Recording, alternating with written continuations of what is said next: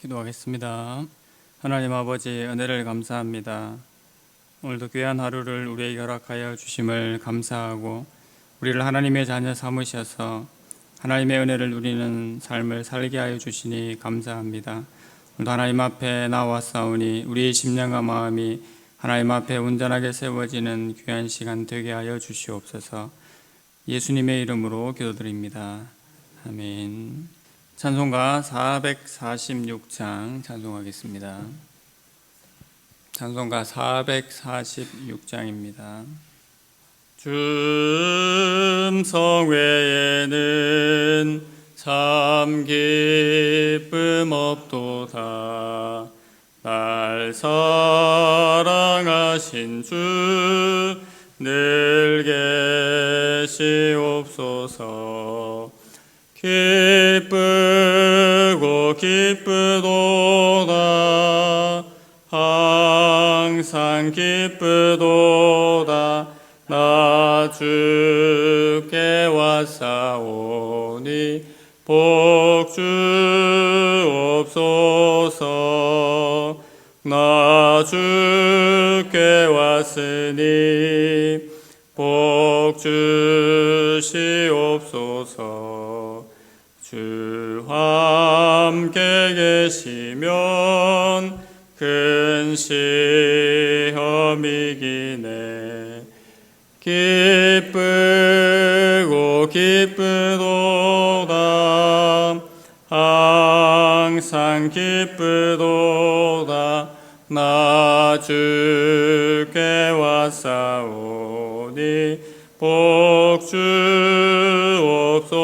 주옵소서. 주 떠나가시면 내 생명 헛되네. 기쁘나 슬플 때 늘 계시옵소서. 기쁘고 기쁘도다. 항상 기쁘도다. 나 주께 왔사오니 복 주옵소서.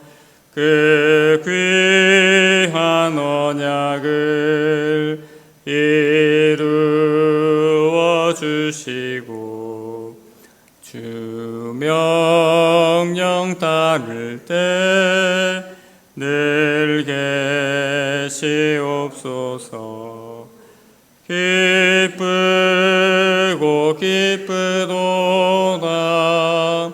항상 기쁘도다.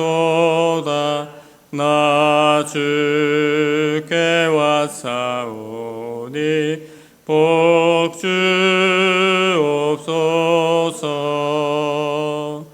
아멘.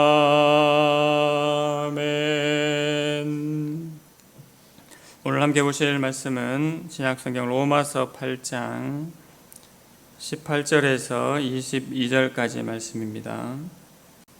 로마서 8장 18절에서 22절까지 말씀, 신약성경 250면에 있습니다. 말씀을 한 절씩 교독하겠습니다. 8장 18절입니다. 생각하건대 현재의 고난은 장차 우리에게 나타날 영광과 비교할 수 없도다.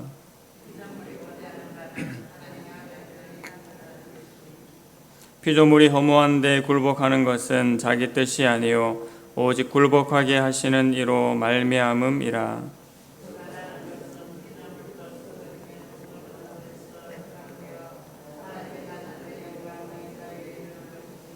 함께 읽습니다. 피조물이 다 이제까지 함께 탄식하며 함께 고통을 겪고 있는 것을 우리가 아느니라. 아멘. 오늘 본문의 말씀을 통해서 하나님의 자녀들의 영광이라는 제목으로 함께 말씀 받고자 합니다. 사도 바울은 로마서 8장 말씀을 통해서 예수 그리스도 안에 있는 우리가 죄와 사망으로부터 해방되었음을, 또 성령의 인도함을 받고 우리가 장차 부활의 몸을 입을 것이라고 선포하고 있습니다. 성령의 사역으로 말미암아 우리는 생명을 얻게 되었고 또 하나님의 거룩함을 따라 살아가는 존재가 되었습니다. 우리가 이런 존재가 되었음을 성령께서 또한 증거하신다고 말씀하고 있습니다. 계속해서 18절 말씀에 생각하건대 현재의 고난은 장차 우리에게 나타날 영광과 비교할 수 없도다. 다음으로 사도 바울은 하나님의 자녀들이 받을 영광을 말합니다. 이것은 처음 하나님의 영이 현재 행하시는 사역을 먼저 말했다면 이제 하나님의 자녀들이 미래에 받을 영광을 말해주는 것입니다. 앞서 17절에서 하나님의 자녀는 상속자라고 했습니다. 더 정확히는 그리스도와 함께한 상속자라고 했습니다. 사도 바울은 여기에서 하나님의 자녀가 장래에 받을 영광이 어떠함을 암시해 주고 있습니다. 그 영광은 장래에 하나님의 자녀로서 받을 바 기업입니다.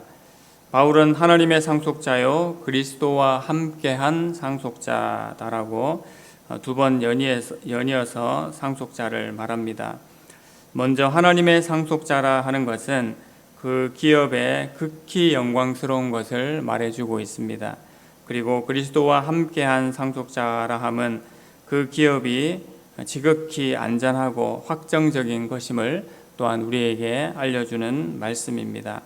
그 기업이 확실하게 보증이 된다는 것이지요. 베드로는 역시 이 유업을 말하면서 긍휼이 많으신 하나님 아버지께서 예수님을 죽은 자 가운데서 부활하게 하셔서 우리를 거듭나게 한 소망이라고 알려주고 있습니다.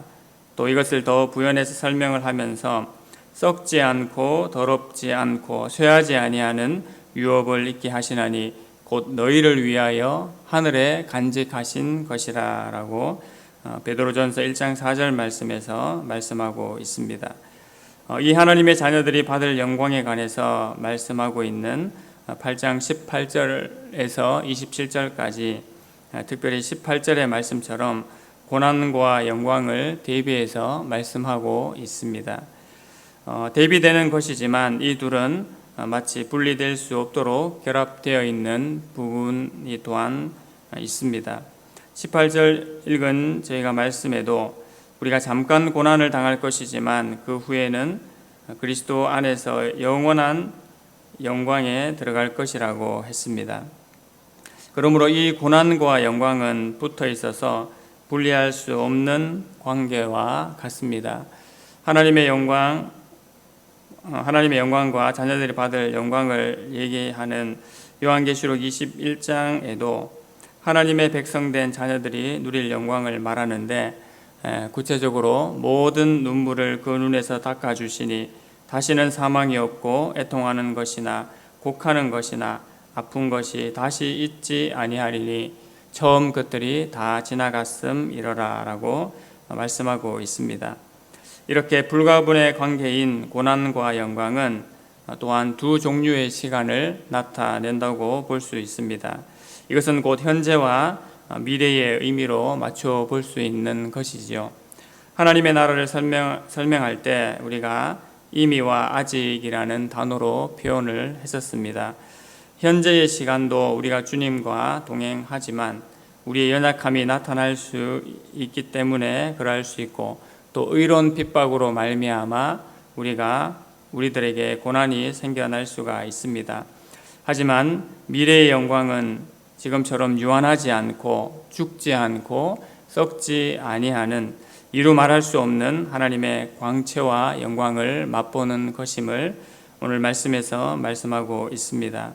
그러므로 이 영광은 고난에 비교할 수가 없습니다. 고난받는 것을 좋아할 사람은 아무도 없지만 그래도 분명한 것은 고난이 아무리 고통스럽고 또는 길게 느껴지더라도 하나님의 자녀인 우리가 받을 영광과는 비교할 수가 없다는 것을 우리가 분명히 기억해야 할 것입니다. 사도 바울은 고린도 후서 4장 17절 말씀에 우리가 잠시 받는 환난에 경한 것이 지극히 크고 영원한 영광에 중한 것을 우리에게 이루게 함이니라고 말씀하고 있습니다. 우리가 누리게 될 영광의 무게감이 얼마나 큰지를 사도 바울이 이렇게 표현하고 있는 것이지요. 그리고 마지막으로 이 고난과 영광은 하나님의 자녀들과 하나님의 피조물 모두에게 관련되어 있음을 오늘 본문이 말해주고 있습니다. 19절 20절 말씀에 피조물이 고대하는 바는 하나님의 아들들이 나타나는 것이니 피조물이 허무한데 굴복하는 것은 자기 뜻이 아니요 오직 굴복하게 하시는 이로 말미암음이라 라고 말씀합니다. 여기에서 피조물이 고대하는 바가 하나님의 아들들이 나타나는 것이라고 했습니다. 하나님의 아들들이라는 말은 하나님의 자녀들, 즉 신자가 나타나는 것을 피조물이 고대한다는 의미입니다. 여기에서 피조물은 쉽게 말해서 사람을 제외하고 하나님께 창조받은 모든 피조물이라고 보시면 되겠습니다. 간단하게는 자연계라고도 표현할 수가 있겠지요. 인간의 타락함으로 자연도 인간과 함께 저주를 받았는데 그래서 그것들도 고통을 받게 되었습니다. 그런데 하나님의 자녀들이 영광을 받게 되면, 신자들이 나타나게 되면 자연도 함께 영광을 받게 될 것이라는 것이지요. 그러므로 그것들도 하나님의 자녀들, 즉 신자가 나타나는 것을 굉장히 고대한다라는 것입니다. 고대한다라는 것의 의미는 정말 눈이 빠질 정도로 목을 길게 내밀어서 간절히 바란다는 의미입니다. 피조물이 헛된 것에 복종하게 된 것은 또한 자진해서 그런 것이 아니고 그것을 복종하게 하신 분으로 말미암아 그렇게 된 것이라고 오늘 본문이 역시 말해주고 있습니다. 그래서 그것들이 바라는 바가 무엇입니까? 계속되는 21절 말씀에 그 바라는 것은 피조물도 썩어짐의 종노릇한 데서 해방되어 하나님의 자녀들의 영광의 자유에 이르는 것이라고 21절에서 말씀하고 있습니다.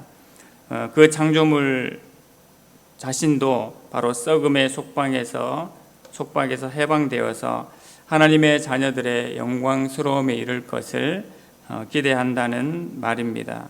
그리고 이 전체 창조물이 지금까지 함께 고통스러워하고 탄식하는 것을 바로 22절에서 말씀하고 있습니다. 하지만 하나님의 영광이 신자들에게 나타날 때에 또 이 피조물들에게 나타날 때에 지극히 큰 자유함과 해방감의 은혜를 주실 것을 오늘 본문이 말해주고 있습니다. 하나님께서 우리에게 주시는 영광은 이렇게 무한한 것입니다. 이 땅에서 하나님의 은혜와 영광을 누리며 살아가는 것도 천국을 누리는 기쁨이긴 합니다만 장차 우리에게 주실 영광은 과연 그 무엇과도 비교할 수 없는 것임을 우리가 다시 한번 기억하게 됩니다. 그 하나님의 영광을 바라보고 또 묵상하며 갈구하는 심령이 되도록, 그러한 성도가 되도록 기도하기를 원합니다. 이 세상의 기준과 또 인간의 눈높이로는 도저히 이해할 수 없는 부분들이 있지만 하나님께서 우리 각자의 심령 가운데 은혜를 부어주셔서 그 하나님의 영광을 바라보고 기대할 수 있다면 힘든 이 땅의 삶일지라도 우리가 분명히 참된 기쁨과 소망을 가지고 살아갈 수가 있을 것입니다. 우리가 고대하는 바는 빨리 이 힘든 육신의 삶을 벗어버리는 것이 아닙니다. 오히려 성령으로 덧입는 새로운 삶, 하나님께로 온전히 더 가까이 나아가는 삶이 바로 새로운 피조물이 된 성도의 삶이라는 것을 기억하기를 원합니다. 또한 하나님께서 그 영광의 은혜를 우리를 위해서 예비하시고 지금도 그 은혜 가운데 살아갈 수 있도록 하셨음을 오늘 말씀을 통해서 분명히 기억하기를 원합니다. 오늘 하나님의 자녀인 우리에게 주어진 그 영광을 바라보면서 즐거워할 수 있는 모든 주의 성도들이 되기를 간절히 소망합니다. 하나님 아버지, 은혜를 감사합니다. 생각하건대 현재의 우리에게 있는 고난은 장차 받을 영광과 비교할 수 없는 것임을 오늘 말씀이 우리에게 말씀하고 있습니다. 하나님 아버지, 우리가 이 힘든 세상의 삶을 살아가면서 하나님의 영광을 기억하지 못하고 바라보지 못하고 있지는 않습니까? 우리의 신분이 어떠한 존재이고 우리가 어떤 영광을 받을 존재인 것을 오늘 말씀을 통하여 분명히 기억하기를 원합니다. 그 영광과 은혜로 말미암아 충만한 삶이 되게 하여 주시옵소서. 이 땅에 매여 있지 아니하고 이 땅에서도 하나님과 함께 동행하지만 그 영원한 나라에서 살아갈 소망을 가지고 하나님 앞에 온전한 기쁨과 참된 소망 가운데 살아가는 모든 주의 성도들 되게 하여 주시옵소서. 예수님의 이름으로 기도드립니다. 아멘. 하늘에 계신 우리 아버지여, 이름이 거룩히 여김을 받으시오며 나라의 임하옵시며 뜻이 하늘에서 이룬 것 같이 땅에서도 이루어지이다. 오늘날 우리에게 일용할 양식을 주옵시고 우리가 우리에게 죄 지은 자를 사하여 준 것 같이 우리 죄를 사하여 주옵시고 우리를 시험에 들게 하지 마옵시고 다만 악에서 구하옵소서. 대개 나라와 권세와 영광이 아버지께 영원히 싸움나이다. 아멘. 말씀을 붙잡고 기도하실 때에 하나님의 자녀된 영광을 바라보며 누리는 삶이 되기를 기도해 주시기 바랍니다. 예배당 이전 문제, 중직자를 세우는 과정 가운데 하나님께서 은혜 더하여 주시기를 계속 기도해 주시고 세례입교자들을 위해서 또 성례주의를 준비하면서 우리에게 은혜 주시기를 기도해 주시기 바랍니다. 더불어 개인 기도 제목들 가지고 함께 기도하시겠습니다.